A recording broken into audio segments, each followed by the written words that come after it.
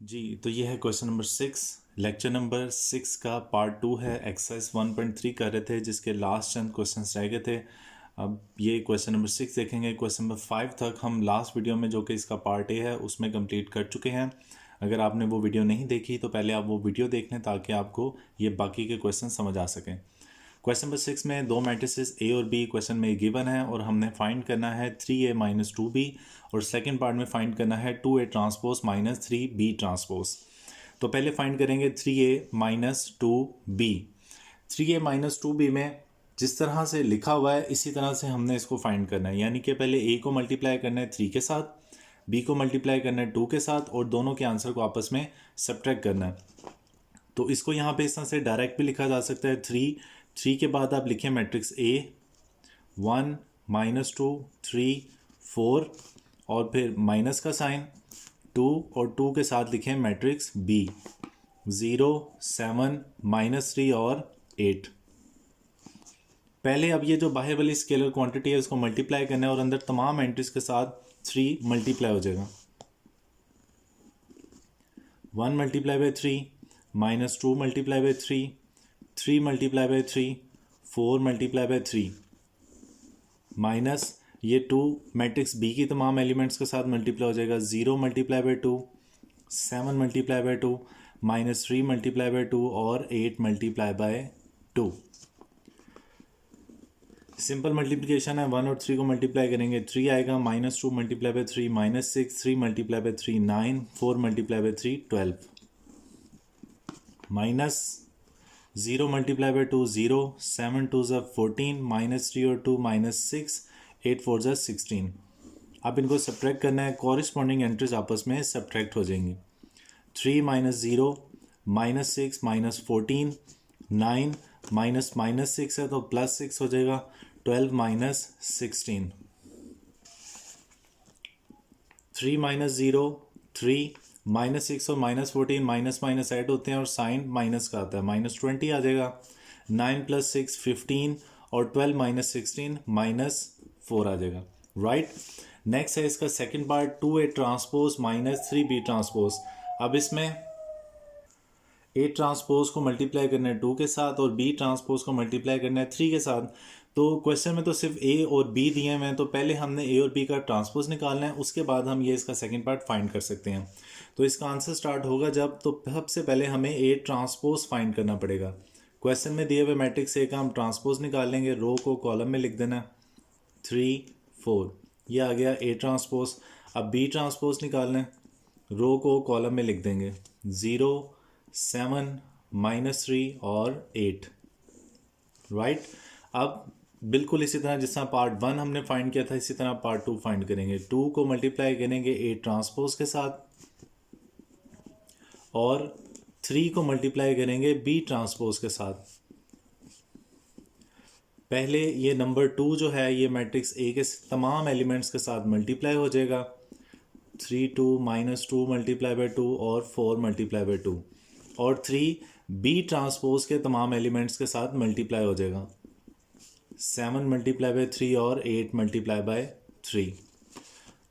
1 multiply by 2 2 6 minus 4 8 minus 0 minus 9 21 और 24। Corresponding entries को minus कर देंगे। 2 माइनस 0 6 प्लस 9 माइनस 4 माइनस 21 और 8 minus 24। Right, 2 minus 0 2 6 plus 9 15 minus 4 और माइनस 21 माइनस 25 और 8 माइनस 24 माइनस 16। राइट स्टूडेंट्स, तो नेक्स्ट है क्वेश्चन नंबर 7 और ये एक इंपॉर्टेंट क्वेश्चन भी है बोर्ड के पॉइंट ऑफ व्यू से। If 2 into 2 minus 3 4a plus 3 into 1 8b minus 4 is equal to 7 10 18 1 then find the value of a and b।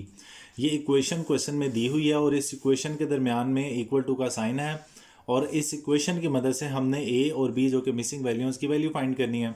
तो हम ये सोल्यूशन में एज इट इज़ ये इक्वेशन लिख लेंगे और जैसे कि इस मैट्रिक्स के बाहर 2 लिखा हुआ है इस मैट्रिक्स को 2 के साथ मल्टीप्लाई करेंगे, इस मैट्रिक्स के बाहर 3 लिखा है इसको 3 के साथ मल्टीप्लाई करेंगे और फिर इनको ऐड कर देंगे। तो लेट्स स्टार्ट। 2 अंदर तमाम एंट्रीज के साथ मल्टीप्लाई हो जाएगा। 4 multiply by 2 minus 3 multiply by 2 A multiply by 2 plus अब इस 3 को अंदर तमाम एंट्रीज के साथ मल्टीप्लाई करना है, 8 मल्टीप्लाई बाय 3 और माइनस 4 मल्टीप्लाई बाय 3। बिल्कुल ईजी है मैट्रिक्स में स्टूडेंट्स, जैसे ऊपर लिखा हुआ है वैसे ही देख देख के आपने नीचे लिखते रहना है। जस्ट जो ऑपरेशन है उससे परफॉर्म करते रहेंगे और ऊपर से देख देख के नीचे लिखते रहेंगे। और ये जो राइट साइड वाला मैट्रिक्स है ये बिल्कुल एज इट इज़ ऐसे आ जाएगा 7, 10, 18 और 1। इससे आसान कोई सब्जेक्ट्स हो नहीं सकता जिसमें ऊपर से लाइन देख देख के आपने नीचे लिखनी होती है। और जस्ट जो 2 + 2, 2 - 2, 2 मल्टीप्लाई बाय 2 वो करते रहते हैं। 2 मल्टीप्लाई बाय 2 4, 4 2 ज़ा 8, -3 और 6 -6, 3 और 2 -6, a मल्टीप्लाई बाय 2 2a आ जाएगा प्लस 3 3b 24 और -12 इज इक्वल टू ये राइट साइड वाला मैट्रिक्स इसी तरह आ जाएगा 7, 10, 18 और 1। अब ये जो दो मैट्रिक्स हमें एडिशन में नज़र आ रहे हैं इन दोनों को हम ऐड कर देंगे। ऐड करने में कॉरिस्पॉन्डिंग एंट्रीज आपस में ऐड हो जाती हैं। 4 + 3 8 + 3b -6 + 24 और 2a - 12 इज इक्वल टू 7, 10, 18 और 1।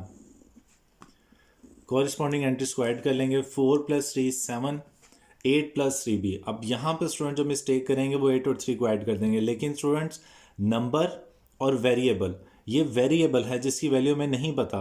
नंबर और वेरिएबल कभी आपस में ऐड हो ही नहीं सकते, लिहाजा ये 8 + 3b 8 + 3b ही रहेगा।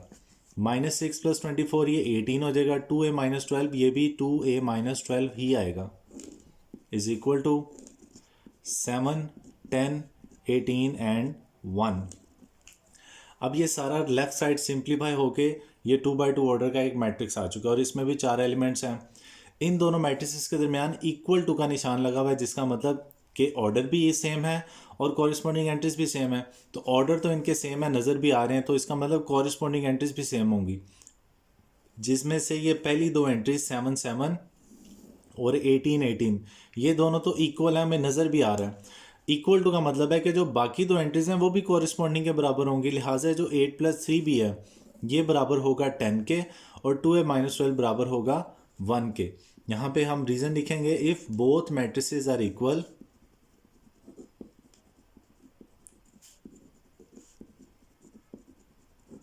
Then 8 + 3b is equal to 10 and 2a - 12 is equal to 1। यहाँ से हम इस इक्वेशन को सॉल्व करके b फाइंड कर लेंगे। पहले ये 8 राइट साइड पे जाएगा और -8 हो जाएगा। 10 - 8 2, 3 मल्टीप्लाई और राइट साइड पे जाके डिवाइड हो जाएगा। ये आ गई हमारे पास b की वैल्यू। राइट स्टूडेंट्स, यहाँ से पहले -12 राइट साइड पे जाएगा और +12 हो जाएगा। 1 + 12 2a इज इक्वल टू 13 और 2 मल्टीप्लाई और राइट साइड पे जाके डिवाइड हो जाएगा। 13 डिवाइड बाय 2, ये हमारे पास a की वैल्यू आ गई। ओके राइट स्टूडेंट्स जी, लास्ट क्वेश्चन है इस एक्सरसाइज का, क्वेश्चन नंबर 8। a और b मैट्रिसेस दिए हमें और वेरीफाई करना है क्या ये आपस में इक्वल है। वेरीफाई करने वाले क्वेश्चन हमने 5 में भी किए थे, इनका भी मैथडोलॉजी बिल्कुल 100% उसी तरह है। तो हमने प्रूफ करना है क्या ये जो लेफ्ट साइड और राइट साइड का आंसर है सेम है या नहीं है। तो इसको वेरीफाई करने के लिए पहले हम इसकी लेफ्ट हैंड साइड अलग से फाइंड करते हैं और राइट हैंड साइड अलग से फाइंड करते हैं और फिर दोनों साइड्स को कंपेयर कर लेते हैं कि आंसर इक्वल आया या नहीं आया। तो लेफ्ट हैंड साइड मैंने अलग से लिख लिया और राइट हैंड साइड अलग से लिख लिया। ओके अब इनको समझेंगे कि लेफ्ट साइड को किस तरह से फाइंड करना है और राइट साइड को किस तरह से फाइंड करना है। लेकिन लेफ्ट साइड पे a और b + b ब्रैकेट में है, इसका मतलब पहले हमने a और b को प्लस करना है, जो आंसर आएगा उसका ट्रांसपोज निकालेंगे। तो लेट्स इसको स्टार्ट करते हैं। पहले a और b को हम सिंपल ऐड करेंगे। मैट्रिक्स a लिखेंगे 1 2 0 1 प्लस b लिखेंगे 1 1 2 0। कॉरिस्पॉन्डिंग एंट्रीज ऐड हो जाएंगी। 1 + 1 2 + 1 0 + 2 1 + 0। 1 + 1 आ जाएगा 2, 2 + 1 3, 0 + 2 2, 1 + 0 1। ये हमने फाइंड कर लिया a + b। अब इस a + b का हम ट्रांसपोज निकाल लेंगे। ए प्लस बी ट्रांसपोज, रो को कॉलम में लिख देंगे 2 3 2 और 1, ये लेफ्ट हैंड साइड आ गई हमने। अब जब राइट हैंड साइड है तो उसको समझें कि पहले ए का ट्रांसपोज है, बी का ट्रांसपोज है और फिर दोनों के एडिशन है। तो सबसे पहले राइट हैंड साइड फाइंड करने के लिए हम ए ट्रांसपोज फाइंड करेंगे, 1 2 0 1, ये ए ट्रांसपोज, और बी का ट्रांसपोज फाइंड करेंगे 1 1 2 0, और अब इन दोनों मैट्रिसेस को हम ऐड कर देंगे, A transpose plus B transpose, A transpose है 1 0 2 1 plus B transpose 1 2 1 0, corresponding entries add हो जाएंगी, 1 plus 1 0 plus 2 2 plus 1 1 plus 0, 1 plus 1 2 2 3 और 1, ये हमने फाइंड किया right hand side. Left side और राइट साइड निकालने के बाद आप दोनों आंसर्स को कंपेयर कर सकते हैं, बिल्कुल 100% सेम है। तो आंसर हम लिखेंगे एज, जैसा कि left hand side is equal to right hand side, hence proved that A plus B transpose is equal to A transpose plus B transpose. Okay जी स्टूडेंट्स, तो इसका नेक्स्ट पार्ट जो सेकंड है वो भी सेम बिल्कुल उसी तरह है, बस डिफरेंस ये है कि प्लस की जगह इसमें माइनस है। तो इसको भी सेम हम उसी तरह करेंगे, पहले इसकी लेफ्ट हैंड साइड फाइंड करेंगे ए माइनस बी ट्रांसपोज, और राइट हैंड साइड अलग फाइंड करेंगे A transpose minus B transpose. Same वही कंसेप्ट है, वही तरीका है, बस प्लस की जगह इसमें माइनस है। अगर आपको फर्स्ट पार्ट समझ आ गया तो सेकंड पार्ट आपको इजीली समझ आ जाएगा। सेकंड पार्ट में हमने पहले ए और बी को सब्ट्रैक्ट करना है, 1 2 0 1 माइनस बी लिखेंगे 1 1 2 0, और अब इनको सब्ट्रैक्ट कर लेंगे, कॉरस्पॉन्डिंग एंट्रीज आपस में सब्ट्रैक्ट हो जाएंगी, 1 माइनस 1 2 माइनस 1 0 माइनस 2 और 1 माइनस 0, 1 माइनस 1 0 2 माइनस 1 1 माइनस 2 और 1।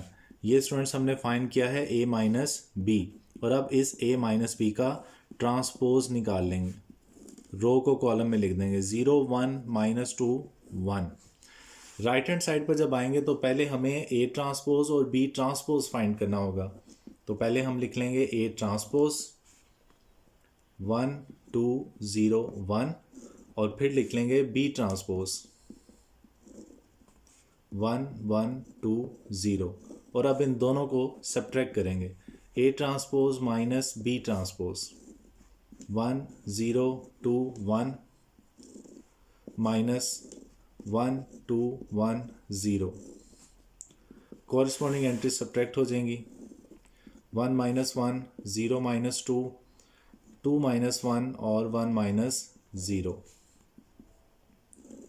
1 माइनस 1 0 0 माइनस 2 2 माइनस 1 1 और 1 माइनस 0 1। ये हमने फाइंड कर ली है राइट हैंड साइड।